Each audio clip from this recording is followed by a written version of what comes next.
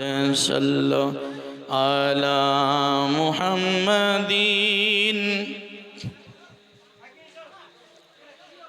محمد हर दम जबान से निकालो पाक नामी मुहम्मद हर दम जबान से निकालो शफियाना মুহাম্মদ সাল্লাল্লাহু আলাইহি সাল্লাম। আল্লাহ পাকের বান্দা, আপনাদের কাছে অনুরোধ করছি, আমি শেষ করে দিয়েছি, তারপরে আপনাদের অনুরোধে দেখুন, এইভাবে ফাঁকাতে আলোচনা করা খুবই কষ্টকর। তথাপিও আমি কিঞ্চিত সময় আর একটু আপনাদের অনুরোধটাকে মেনে নিয়ে আর একটা হাদিস আপনাদের সামনে দিয়ে আমি বিদায় নেব। আপনারা তাতে রাজি আছেন? কোনো অসুবিধা হচ্ছে না বাজান? দেখুন, জীবনটা এই ধরনের, আজকে আপনারা বেঁচে আছেন, কালকে চলে যাবেন, তাহলে পরিবর্তনটা কি হবে? একটা দারুণ কথা আপনাদেরকে বলি। কথাটা হলো এই যে যতদিন বেঁচে আছি ততদিন আল্লাহ ক্ষমার দরজা খুলে রেখেছেন, আর একটা দিন হবে যেদিন তিনার দরজা বন্ধ হবে, আর আমরা সেদিন ক্ষমা চাইতে ব্যস্ত হব। আল্লামা শেখ সাদী রহমতুল্লাহ আলাইহি তিনি তিনার মসনবিতে লিখছেন, একজন আল্লাহওয়ালা ফকির দরবেশ বাজারের মধ্যে বসে বসে কাঁদছে। পথিক একজন যাচ্ছিল, জিজ্ঞেস করে, ও ভাই কাঁদেন কেন? ও আল্লাহর বন্ধু, ও গো আল্লাহর ওলি, আপনি কাঁদছেন কেন? বলে, আমাকে রাত্রি তাহাজ্জুদের নামাজ পড়ে যখন আমি মুরাকাবা মুশাহিদা করছিলাম, আল্লাহ পাক সুবহানাহু ওয়া তাআলা আমাকে ইলহাম করে বলছেন যে তোমার এলাকায় একজন সবথেকে নিকৃষ্ট মদখোর পাপী আছে, আমি আল্লাহ আমার রহমত বলছে তাকে আমি ক্ষমা করব। তুমি সকাল হলে তার কাছে যাও, বাজারে মদ খেয়ে পড়ে আছে, ওকে গিয়ে বলো, তার কানে কানে গিয়ে বলো, সে যেন তওবা করে, আমি আল্লাহ তাকে ক্ষমা করার জন্য ব্যাকুল হয়ে আছি। সুবহানাল্লাহ বলতে ইচ্ছা করছে না? আল্লাহ সুবহানাহু ওয়া তাআলার ওই প্রেমিক আল্লাহর ওলি, তিনি সকালবেলায় গিয়ে বাজারে বসে কাঁদছেন। পথিক জিজ্ঞেস করছিল, যেটা আমি আগে বলেছিলাম, পথিক বলছে, আপনি কাঁদেন কেন বাজারে বসে? বলে, আমাকে এই খবর আল্লাহ দিয়েছেন গত রাত্রে, আমি সকালবেলায় এই মদখোর যে সামনে আমার পড়ে আছে, মদ খেয়ে বেতাল অবস্থা হয়ে আছে, এর কানে কানে গিয়ে বললাম, তুমি তওবা করো, আল্লাহ তোমাকে ক্ষমা করার জন্য ব্যাকুল হয়ে আছেন। এই পাগল বলছে, হুজুর গো, আপনি আমাকে মারেন, কাইটে পুঁতে দেন, আমার সম্পত্তি সব লিখেলেন, সব করতে আমি রাজি, কিন্তু আমার প্রাণের মদ ছাড়তে পারবো না। সকালে বলি নাউজুবিল্লাহ।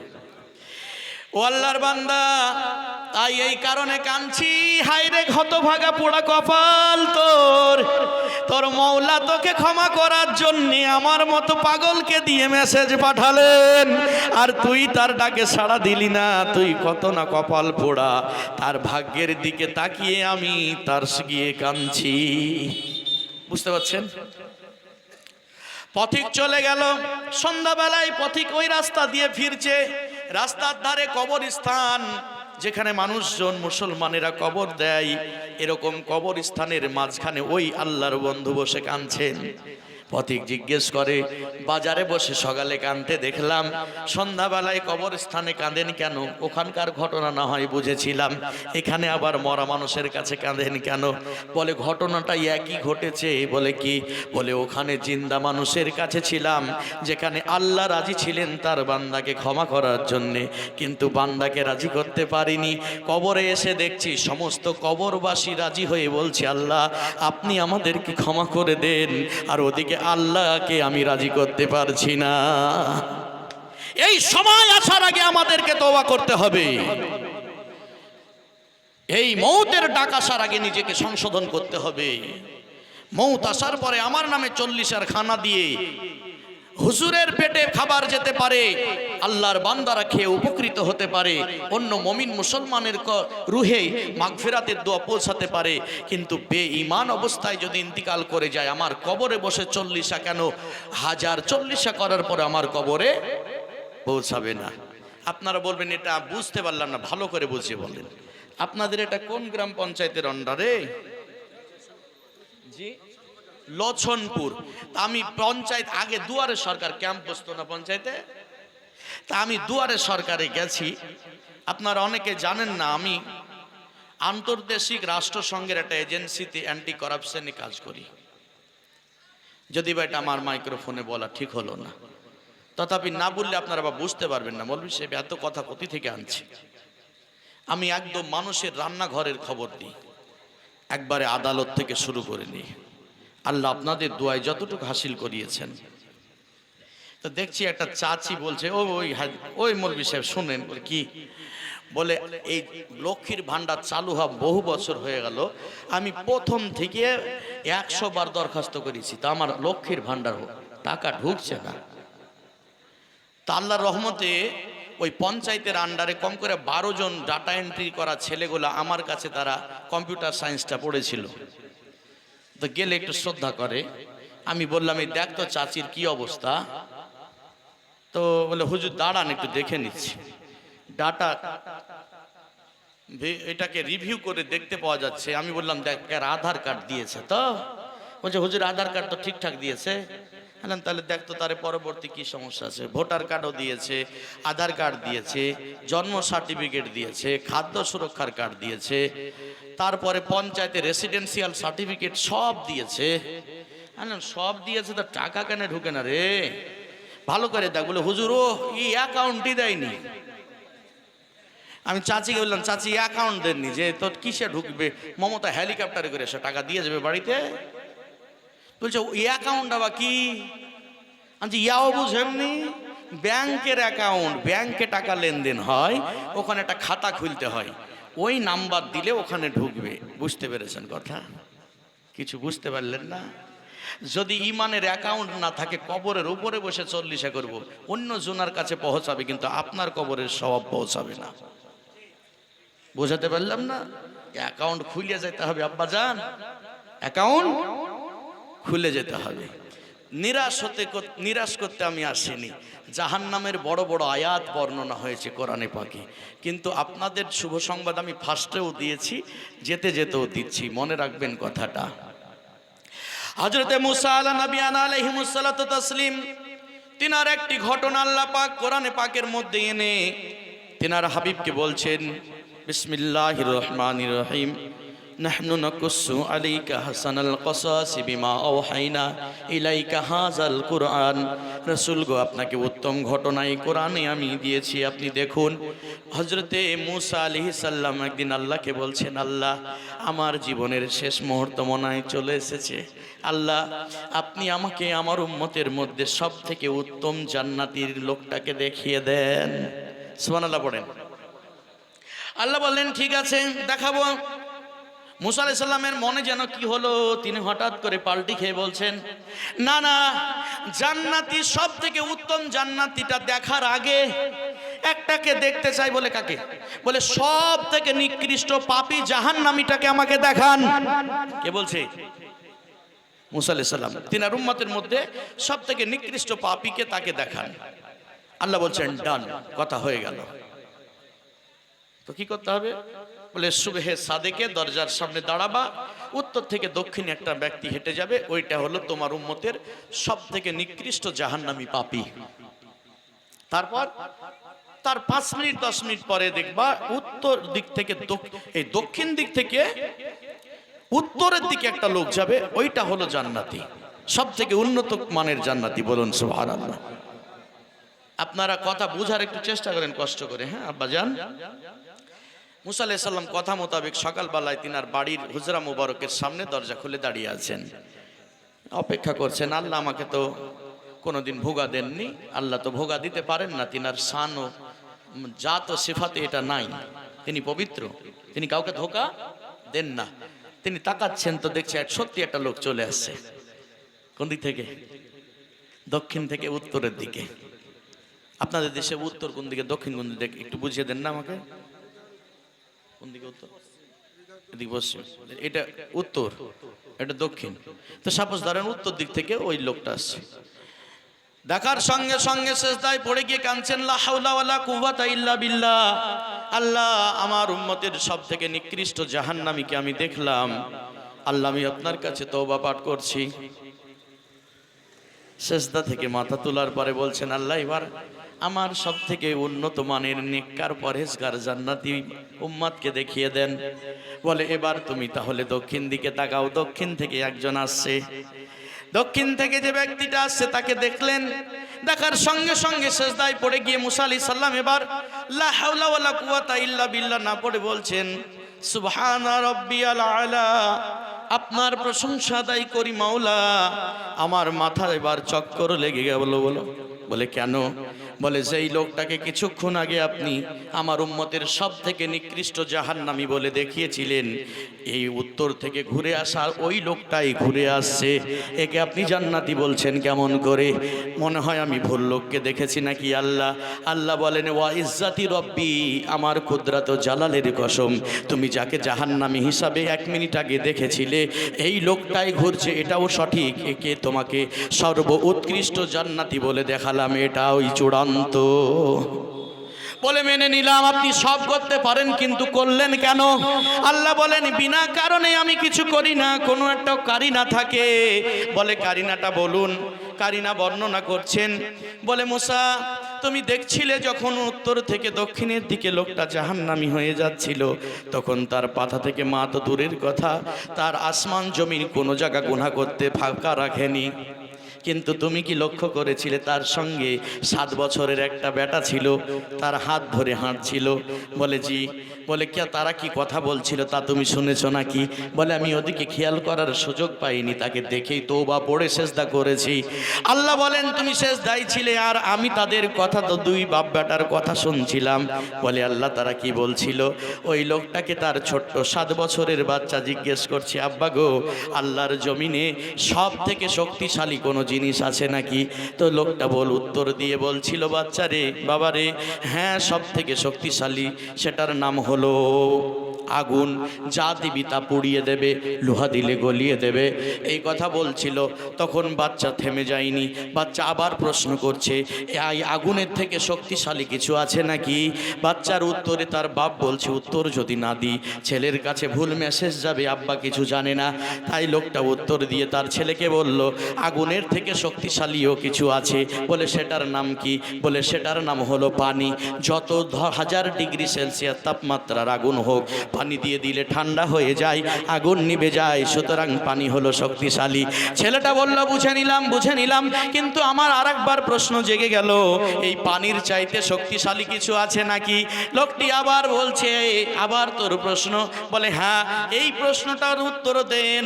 তখন বলছে, হ্যাঁ পানির থেকে শক্তিশালী আমি কিছু দেখেছি। বলে সেটার নাম কি? বলে সেটার নাম হলো হাওয়া। পানি, তার নদী সমুদ্রের পানিকে যখন সাইক্লোনের গতি এসে যায়, তখন ওইটাকে জলোচ্ছ্বাসে পরিণত করে এখানকার পানি ওখানে উড়িয়ে নিয়ে গিয়ে ফেলে দেয়। বোঝা গেল পানির থেকে শক্তিশালী হাওয়া। বাচ্চাটা থেমে যাওয়ার কথা, কিন্তু থামলো না। বাচ্চা বলছে, আব্বু আবার প্রশ্ন জাগে, হাওয়ার চাইতে শক্তিশালী কিছু আছে নাকি বলুন? তখন লোকটি বলে, হ্যাঁ হ্যাঁ, হাওয়ার থেকে শক্তিশালী কিছু আছে। বলে সেটা আবার কি? বলে হাওয়ার থেকে শক্তিশালী হলো পাহাড়। বলে কি করে বুঝলেন? বলে যখন বাতাস 200 কিলোমিটার গতিতে স্পিডে ছুটে আসে, পাহাড়ের সঙ্গে টাক্কর খেয়ে বাতাস তার অভিমুখ পরিবর্তন করে নেয়, তার যাত্রা ঘুরিয়ে নেয়, তার রাস্তা ঘুরিয়ে নেয়। ঠিক না ভুল বলুন? ঘুরিয়ে নেয় না? ঘুরিয়ে নাই। সুতরাং বুঝা গেল বাতাসের গতিপথকে যে রোধ করে দিতে পারে সে হলো শক্তিশালী বাতাসের চেয়ে, সে হলো পাহাড়। তখন ছেলেটি বলছে, আব্বু গো, এই বিশাল পাহাড়ের চাইতে কি ওজনদার আর কিছু আছে নাকি? তখন লোকটি গিয়ে হাঁটু গেড়ে দিয়ে বসে ছেলেটাকে বুকের কাছে জড়িয়ে বলছে, আব্বু রে, এই পাহাড়ের চাইতেও 1000 গুণ বেশি ওজনদার জিনিস সেটাও দুনিয়াতে আছে। বলে সেটা কি? বলে সেটা অন্য কিছু নয়, তোর আব্বার পাপের বোঝা। কিসের বোঝা? পাপী জানে না সে কত পাপ করেছে? তো বলছে তোর আব্বার পাপের বোঝার চাইতে এই পাহাড় হালকা। ছেলেটার চোখ দিয়ে ছলছল করে পানি বেরিয়ে এলো। ছেলেটা তখন আবার প্রশ্ন করছে, আব্বা এই পাহাড়ের চাইতেও ওজনদার ভারী তোমার পাপ, এই পাপের চাইতেও কি ভারী? এই পাপের চাইতে কি শক্তিশালী কিছু আছে নাকি? তখন ছেলেকে গালে মুখে চুমু দিয়ে বলছে, হ্যাঁ আছে। বলে সেটা আবার কি? বলে এই তোর আব্বার বিশাল পাপ রাশির চাইতে শক্তিশালী হলো আমার তোর সকল জগতের সৃষ্টিকর্তা মহান আল্লাহর দয়া। যেমনই এই কথা বলা, মুসা গো, আমি আমার ওই বান্দার এই কাকুতি বিনতি বিশ্বাসের কথাটা আমার কুদরাতি হৃদয়ে আঘাত করেছে। আমি সঙ্গে সঙ্গে গফির লাহু তাকাদ্দামামি জামবিহি ওয়া মা তাআখারা, তার অতীত ভবিষ্যতের গুনাহ মাফ করে দিলাম। শুধু গুনাহ মাফ করে দিইনি, ওই গুনার পাহাড়গুলোকে আমি নেকিতে আর পরিপূর্ণ করলাম। আর নেকিতে পরিপূর্ণ করে দেখলাম তোমার উম্মতের মধ্যে এর থেকে বেশি নেককার আর কেউ নাই। আপনাদের বুঝাতে পেরেছি আল্লাহর বান্দা, ইনি সেই মহান আল্লাহ, আমরা সেই মহান রব্বুল আলামিনের সৃষ্টি। আমরা বিপদে আপদে সদা সর্বদাই তিনাকে স্মরণে রাখবো। সকলে পড়েন ইনশাআল্লাহ। আর তিনার স্মরণ থেকে আমরা হটে যাব না একটা কাজ করলে, সেটা হলো রসুলের মোহাব্বত অন্তরে যদি গেঁথে নিতে পারি, নবীর প্রেম যদি হৃদয়ের মাঝে একটু থেকে থাকে, ওই ব্যক্তি কোনোদিন পথভ্রষ্ট হবে না। সকলে বলেন ইনশাআল্লাহ। যাজ্ঞে যেটা বলার ছিল বললাম। আমি এবার আলোচনা শেষ করে দিতে চাইছি। আলোচনা শেষ করতে করতে এই কথাটা আপনাদেরকে অনুরোধ করছি। কি কথা? হযরত রাবিয়া বাসরীর কথা মনে পড়ে গেল। আমি অনেকগুলা ধারাবাহিকভাবে কথা বললাম। কথাগুলি যদি ভাবেন আপনারা, তাহলে দেখবেন আল্লাহর সঙ্গে আপনাদের সম্পর্ক কত গভীর। এই গভীরতা যেদিন দেখে ফেলবেন, কদ আরাফা নাফসাহু ফাকাদ আরাফা রব্বাহু। হুজুর আলিমুদ্দিন রহমতুল্লাহ আলাই এই ওপরে তিনি সারা জীবন ওয়াজ করে গেছেন। তিনি এই কথা বলতেন, মানুষ যেদিন মানুষ হবে, মানুষ সেদিন খোদা পাবে, নইলে পশু হয়ে মারা যাবে। কোরআন পাকে বলে মানুষ, আমরা মানুষ হওয়ার চেষ্টা করি। আর মানুষ হতে গেলে নিজেকে নিয়ে কালচার করতে হবে, আমি কে, কোথা থেকে এসেছি, ইত্যাদি ইত্যাদি। তো যেতে যেতে একটা সুন্দর কথা বলে আমি দোয়া করে দেব। আল্লাহর বান্দা, আপনারা আল্লাহ সম্পর্কে যে কনসেপ্ট আপনাদেরকে দিলাম, আপনারা কি এটা বুঝতে পেরেছেন? আমি এখন দোয়া করব না, আর সম্ভব না আব্বাজান, কারণ শুনছেন সবই বুঝতে পারছি, কিন্তু আমার এনার্জি ফেল করছে। কি কারণে করছে এটা আমি বুঝবো, হুজুর বুঝতে পারছেন, আপনারা হয়তো বুঝবেন, আপনারা দর্শক শ্রোতা। আমার এনার্জি ফেল কোথায় করছে আমি বুঝতে পারছি, যিনারা স্টেজে থাকেন তিনারা বুঝতে পারছেন। আল্লাহর বান্দা, যেতে যেতে দোয়ার সময় একটা কথা আপনাকে বলছি। আল্লাহ সুবহানাহু ওয়া তাআলার বান্দা আমরা। হযরতে হাসান বাসরী আর রাবিয়া বাসরী নাম শুনেছেন? কোনোদিন শোনেননি? হুজুরেরা বলেছেন, নিশ্চয় বলেছেন। একজন মহান তাপসীর নাম রাবিয়া বাসরী, আর একজন মহান তাপসের নাম হাসান বাসরী। আল্লাহর প্রেমে যিনারা বিভোর হয়েছিলেন, তাই তো কবি নজরুল লিখেছিলেন, কোনো একটি মুহূর্তে খোদারি প্রেমে সারাব পিয়ে বেহুশ হয়ে রই পড়ে হায়। এই আল্লাহর বান্দা, আপনাদেরকে কি করে আমি বুঝাই? খুব উঁচু ক্লাসের কথাকে সহজ করে আপনাদেরকে একবারে মিক্সচার করে গুলে খাইয়ে দিয়ে গেলাম। যদি আল্লাহ সম্পর্কে যা বললাম এতটুকু বিশ্বাস যদি এনে ফেলতে পারেন, আমার বিশ্বাস আপনাদেরকে জাহান্নামে ফেলা সম্ভব হবে না। আল্লাহ আপনাদের প্রতি অবশ্যই দয়া করবেন। সকলে বলুন ইনশাআল্লাহ। হযরত রাবিয়া বাসরী বলেন, রাত্রি 12টার সময় আমি আমার বাড়ি থেকে বেরিয়ে যাচ্ছিলাম। হঠাৎ করে আমার উস্তাদ হাসান বাসরীর বাড়ির পাশ দিয়ে যাচ্ছি। হাত থেকে গুমরে কান্নার আওয়াজ আসছিল।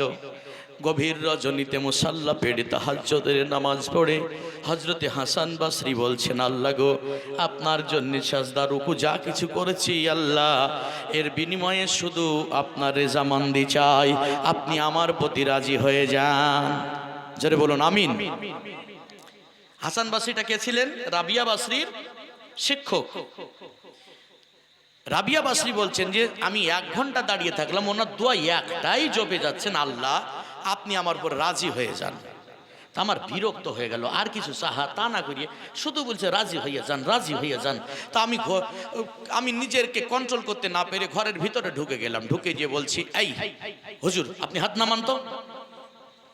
কি 1 ঘন্টা ধরে একটাই দোয়া মুখস্থ করিয়েছেন, রাজি হইয়া যান, রাজি হয়ে যান।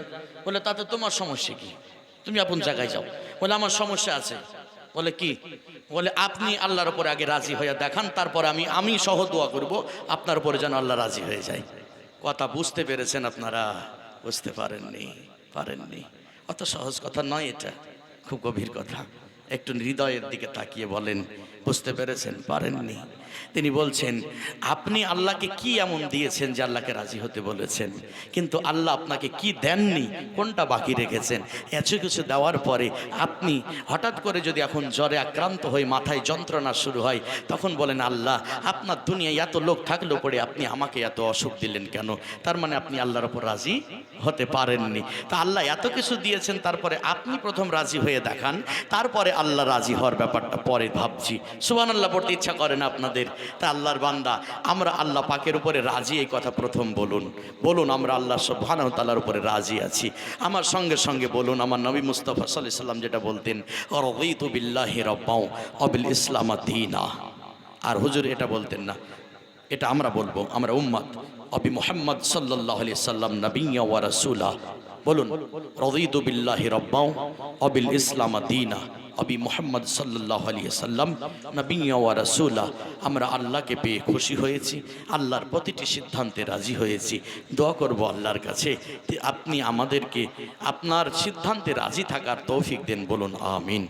আপনি নিশ্চয় আমাদের উত্তম পরিকল্পনাকারী। আমরা জানি না আমাদের কিসে ভালো কিসে মন্দ। মাওলা রে, আমাদের জন্য তুমি সব থেকে বড় অভিভাবক, তুমি আমাদের গার্জেন। আল্লাহ কিসে আমরা ভালো থাকবো তুমি সেটা আমাদের জন্য করো। সকলে পড়ুন আমিন। দোয়ার সময় একটা জিনিস আপনাদেরকে বলি, আপনাদের বাড়িতে বউ আছে? কে কে বিয়ে করেননি?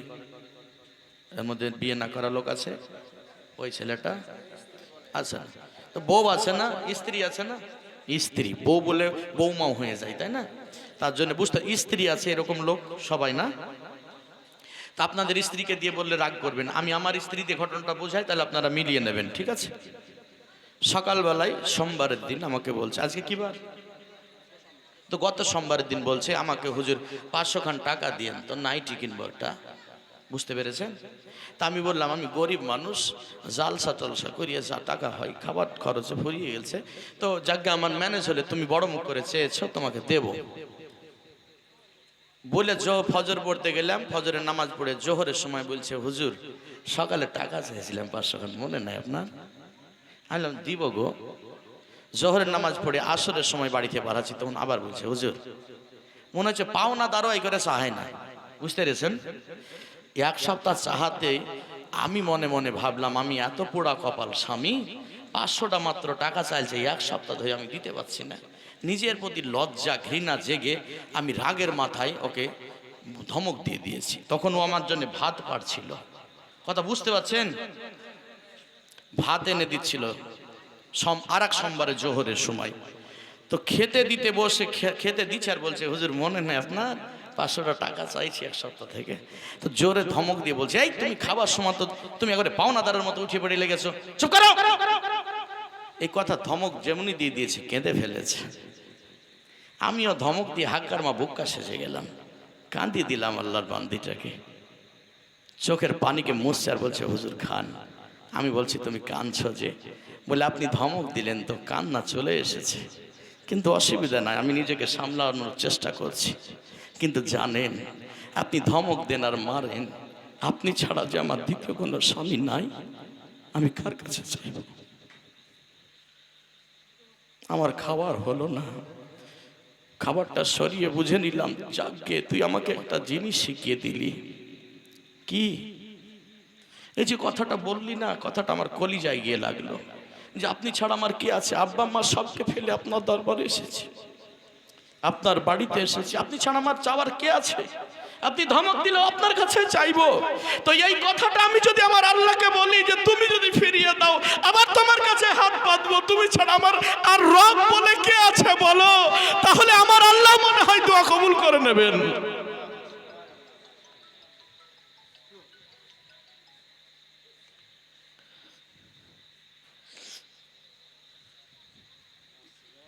আল্লাহর বান্দা, আল্লাহর সঙ্গে ঘনিষ্ঠতা, আল্লাহ কত ভালোবাসেন আপনাদেরকে। যদি আমি একটা একটা করে আয়াত টেনে টেনে বলি আমার মতো অধমের জীবন শেষ হয়ে যাবে, আয়াত শেষ হবে না। তাই বলছি যখনই বিশ্বাস রাখবেন কিছু চাইবেন খোদার কাছে, তো চাওয়ার মতো করে চাইবেন, চাওয়ার মতো করে চাইবেন। যেমন করে আমার মিসেস বা আপনার স্ত্রী এই কথাটা বলে দিয়েছে, কথাটা কি একবার ওজন করেছেন? কত বড় কথা। তো এই কথাটা যদি আপনি আল্লাহকে বলতে পারেন, আপনি ছাড়া আমার মাবুদ কে আছে বলুন? তিনি যদি গোটা নয়দা পাড়ার লোককে বাদ দিয়ে দেন তো তিনার কোটি কোটি আরো বান্দা আছে, কিন্তু আমরা তিনাকে ছাড়া আমাদের আর কি আছে? আছে। এইটুক মনের মধ্যে গেথে নিয়ে কথা বলুন আল্লাহর সঙ্গে। ইন্নাল্লাহা আলিমুম বিজাতিস সুদূর। আল্লাহ বলেন আমি আমার বান্দার অন্তরের খবর জানি। লোকের দ্বারে দ্বারে গিয়ে বলতে যাবেন না আমার অমুক হয়েছে, আমার অমুক হয়েছে, আমার তমুক হয়েছে। মানুষ আপনার দুঃখের কথা শুনে হাসবে, সাহায্য করতে পারবে না। কাকে বলবেন? কথা বললেন না কেন? আল্লাহকে বলবেন। আর আরেকটা জায়গা আল্লাহ দেখিয়ে দিয়েছেন, ইজ্জালামু আনফুসাকুম জাউকা, যদি কোন বড় অপরাধ করে ফেলিস আমার নবীর মদিনায় চলে যাস, আমার রাসূল ক্ষমা করে দিলে আমি আল্লাহ ক্ষমা করে দেব। 2023 সালের মে মাসের 12 তারিখের দিন সবজে গুম্বাদের জালি ধরে দাঁড়িয়েছিলাম।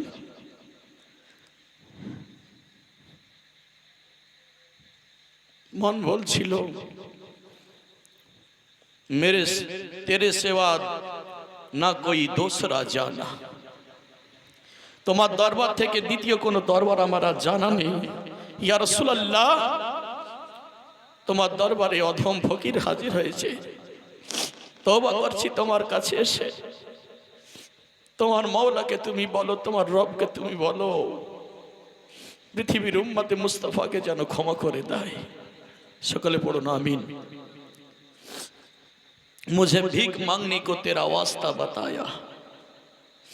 ইয়া রাসূলুল্লাহ, পৃথিবীতে কোথাও ভিক্ষা পাবো কি পাবো না আমার মনে আশা বাসনা নাই, কিন্তু কোরআন বলেছে তোমার দরবারে ভিক্ষুক তো দূরের কথা, তোমার দরবারে ইহা আপনো কা क्या कहना, ইহা গায়রু को भी খালি হাত ফিরায়া नहीं करते। এ রাসূলুল্লাহ, আপনার এখানে আপনার দুশমনেরা খালি হাতে যায় না, আপনার দাস এসেছে, আপনি কি করে খালি হাতে দিতে পারেন? মদিনাওয়ালার কাছে চাইবেন। যদি কোনো মৌলবী সাহেব বলে এটা শিরক ও বিদআত, তাকে নিয়ে বসিয়ে রেখে উনি ফোনটা করবেন, আর শুধু কোনো হাদিস নিয়ে আসবো না, কারণ হাদিস আনতে গেলে ও হাদিস ওকে কি করে বুঝাবো পড়াবো, 18 বিদ্যা লাগবে হাদিস বুঝতে গেলে। তোকে কোরআনের আয়াত দিয়ে দেখিয়ে দেব যে মুস্তাফার দরবারকে আল্লাহ চাওয়ার জন্য আমাদের দরওয়াজা বানিয়ে দিয়েছেন। মুস্তাফা করিম আলাইহিস সালাম বলেছেন আনা কাসিমুন আল্লাহু ইউতি, আল্লাহ বারহাক তিনি দিয়ে দেনেওয়ালা, তিনি দিয়ে থাকেন, আমি রাসূলুল্লাহ গোটা জগৎকে বন্টন করে থাকি। বুঝতে পারলেন না কথা? বন্টন করার কাছে চাইতে হয়, যে দেয় তার কাছে না। আপনার বাড়িতে ভাত চাল তরকারি কে এনে দেয়? আপনি। বাজার থেকে কে আনে? আপনি। কিন্তু আপনার কাছে গিয়ে আমি ভাত চাইলে পাবো? কার কাছে চাইতে হবে? বন্টনকারী আপনার মিসেসের কাছে চাইতে হবে, যে রান্নাঘরে আছে। রেশনের মাল পান আপনারা, রেশনের মাল আসলে কে দেয়? নরেন্দ্র মোদীর গভর্নমেন্ট, সেন্ট্রাল গভর্নমেন্ট। এটা কেন্দ্র সরকারের দোকান, রেশন দোকান। তো এখন একটা লোক যে দিল্লিতে গিয়ে নরেন্দ্র মোদীর বাড়ির সামনে ব্যাগ আর বস্তা নিয়ে বসে আছে, আটা চাল নিব বলে, ও কিয়ামত অবধি যদি ওখানে বসে থাকে চাল আটা পাবে? কথা বলছেন না কেন? কোথায় যেতে হবে? রেশন দোকানের কাছে যাও, বন্টনকারীর কাছে যাও। বুঝতে পেরেছেন আপনারা কথা? মুঝে ভিক মাংনে কো তেরা ওয়াস্তা বাতায়া, আমি ভিখারি ইয়া রাসূলুল্লাহ।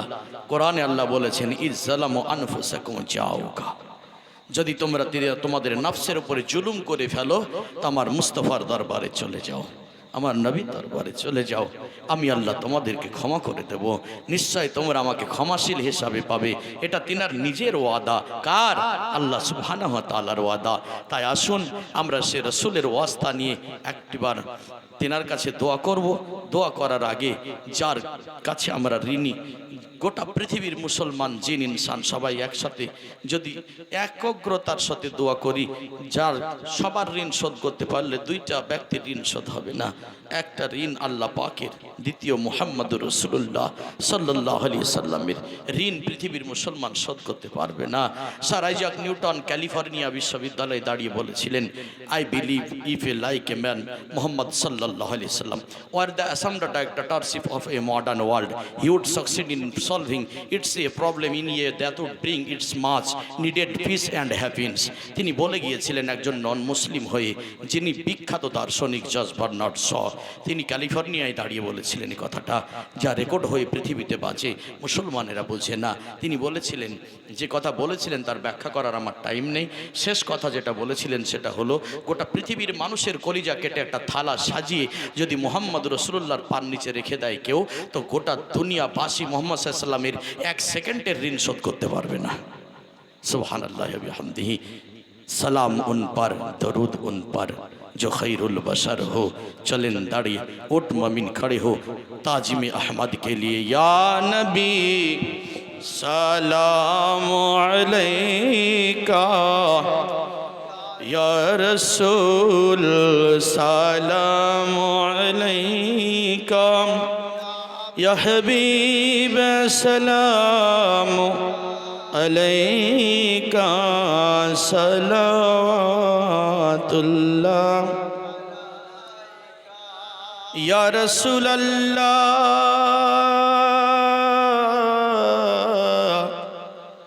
मदीनार पाने चाहिया कादी जे सालाम पड़िया, দেখা দেন স্বপ্নে আসিয়া, দেখিব নয়ন ভরিয়া, ইয়া নবী সালাম আলাইকা, ইয়া রাসূল সালাম আলাইকা, ইয়া হাবিব सलाम अलैका सलावतुल्लाह, अरसलल्लाहु तआला इंदना नूरम मुबीना, मुस्तफा मा जाआ इल्ला रहमतल लिल आलमीन, या नबी सलाम अलैका, या रसूल सलाम अलैका, या हबीब सलाम अलैका सलावतुल्लाह अलैका, सलातु वस्सलाम दाइमन अलैका या रसूल अल्लाह, सलातु वस्सलाम दाइमन अलैका या हबीब अल्लाह, सलातु वस्सलाम दाइमन अलैका या नूरम मिन नूरिल्लाह, वला आलिका व सहाबिका सय्यिदिना या रसूल अल्लाह, बलगल गुलाबी कमाल।